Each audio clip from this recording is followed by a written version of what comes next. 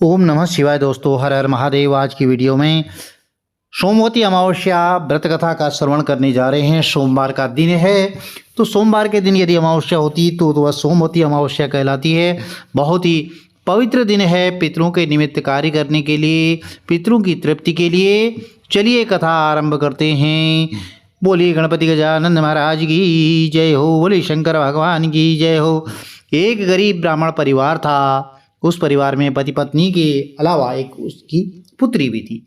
वह धीरे धीरे बड़ी होने लगी, तो उस पुत्री में समय और बढ़ती उम्र के साथ साथ सभी स्त्रियोचित्त गुणों का विकास हो रहा था।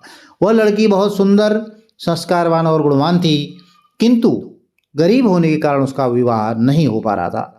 एक दिन उस ब्राह्मण के घर एक साधु महाराज पधारे, जो उस कन्या के सेवा भाव से काफ़ी प्रसन्न हुए और कन्या को लंबी आयु का आशीर्वाद देते हुए साधु महाराज ने कहा कि इस कन्या के हथेली में तो विवाह योग्य रेखा है ही नहीं। तब ब्राह्मण दंपति ने साधु से उपाय पूछा कि कन्या ऐसा क्या करे उसके हाथ में विवाह योग बन जाए। तो साधु महाराज ने कहा, उन्होंने कुछ विचार विमर्श किया और हम अपनी अंतर्दृष्टि से ध्यान करके बताया कि कुछ दूरी पर एक गांव में सोना नाम की धोबिन जाति की एक महिला अपने बेटे और बहू के साथ रहती है, जो बहुत ही आचार विचार और संस्कार संपन्न पतिपरायणा है। यदि वह कन्या उसकी सेवा करे और महिला इसकी शादी में अपने मांग का सिंदूर लगा दी, उसके बाद इस कन्या का विवाह हो तो इस कन्या का वैधव्य योग मिट सकता है।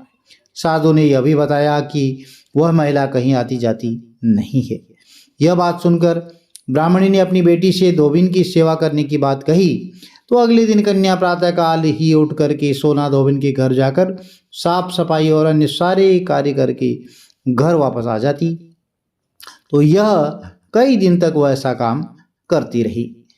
तो एक दिन सोना धोबिन अपनी बहू से पूछती है कि बहू, तुम तो सुबह ही उठ करके सारे काम कर लेते हो, पता भी नहीं चलता। बहू ने कहा, माँ जी, मैंने तो सोचा कि आप ही सुबह उठ करके सारे काम खुद ही खत्म कर लेती हो, मैं तो देर से उठती हूँ। इस पर दोनों सास बहू निगरानी करने लगी कि कौन है जो हमारे घर पर सुबह ही आकर के घर का सारा काम करके चला जाता है। तो कई दिनों के बाद धोबिन ने देखा कि कन्या अंधेरे में ही घर में आती है और सारे काम करके चली जाती है। और जब वो जाने लगी तो सोना धोबिन उसके पैरों पर गिर पड़ी, पूछने लगी कि आप कौन हैं और इस तरह छुपकर मेरे घर की चाकरी क्यों करती हैं। तो तब कन्या ने साधु द्वारा कही हुई बात बताई। तो सोना धोबिन पति परायण थी, उसमें तेज था, वह तैयार हो गई। और सोना धोबिन के पति थोड़ा अस्वस्थ थे। उसने अपनी बहू से अपने लौट आने तक घर पर ही रहने को कहा। तो सोना धोबिन ने जैसे ही अपनी मांग का सिंदूर उस कन्या की मांग में लगाया तो उसका पति मर गया। उसे इस बात का पता भी चल गया था।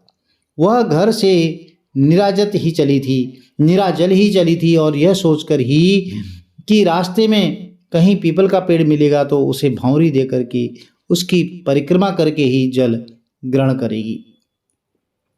उस दिन सोमवती अमावस्या थी और ब्राह्मण के घर मिले हुए पोए पकवान की जगह उसने ईंट के टुकड़ों से 108 बार भौरी देकर 108 बार पीपल के पेड़ की परिक्रमा की और उसके बाद जल ग्रहण किया। ऐसा करते ही उसके पति के मुर्दा शरीर में वापस जान आ गई।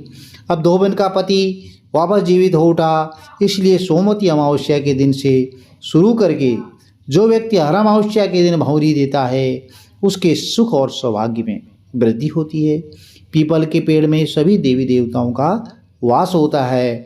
इसलिए जो व्यक्ति हर अमावस्या को न कर सके तो वह सोमवार को पड़ने वाली अमावस्या के दिन यदि 108 वस्तुओं की भौरी देकर के सोना धोबिन और गौरी गणेश की पूजा करता है, उसे अखंड सौभाग्य की प्राप्ति होती है। ऐसी प्रचलित परंपरा है कि पहली सोमवती अमावस्या के दिन धान, पान, हल्दी, सिंदूर और सुपारी की भौरी दी जाती है।